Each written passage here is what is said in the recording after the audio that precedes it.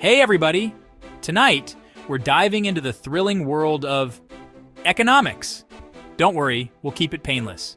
We're talking about three key economic indicators: balance on goods and services, personal consumption expenditures, and gross domestic product. Sounds complicated? It's not. First up, we have the balance on goods and services.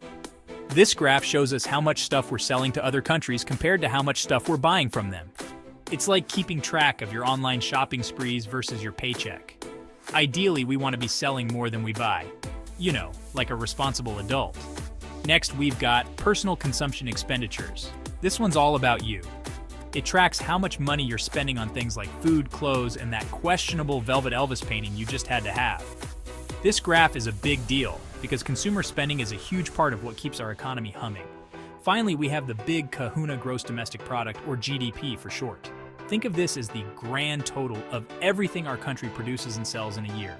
It's like the report card for the entire economy.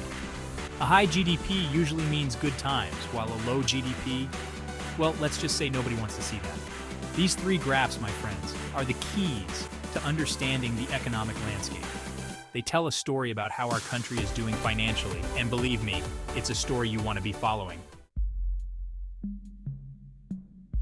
Now, you might be thinking, John, these graphs are all well and good, but how are they connected? Well, hold on to your hats, because it's interconnectedness time. Remember the balance on goods and services.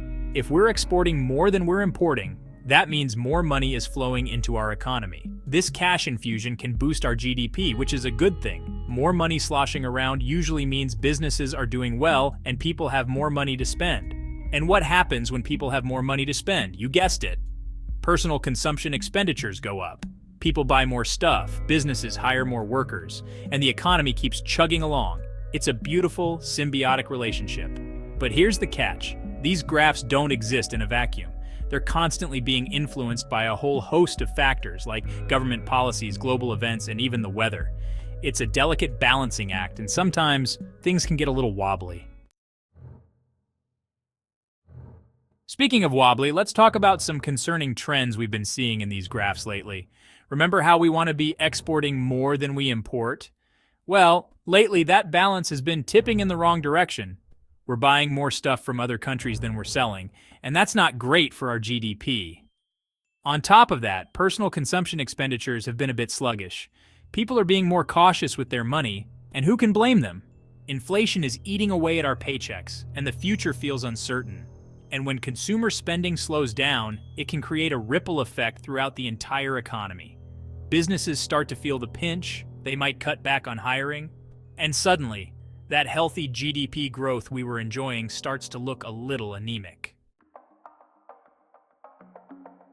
Section 4, what does it all mean? Decoding the economic jargon.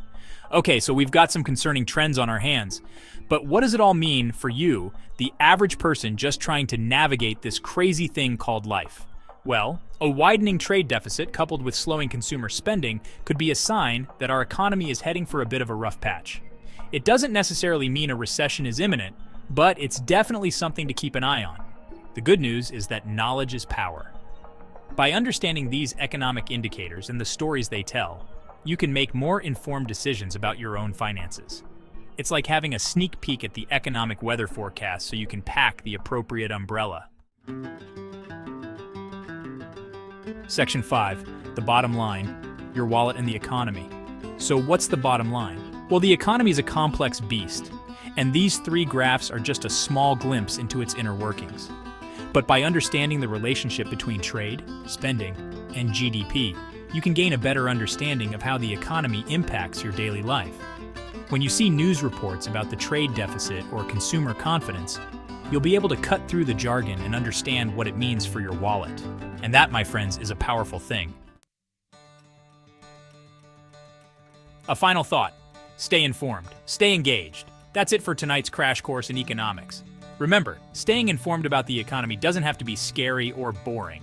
In fact, it can be downright empowering. So keep asking questions, stay engaged, and together we'll navigate the wild world of economics one graph at a time.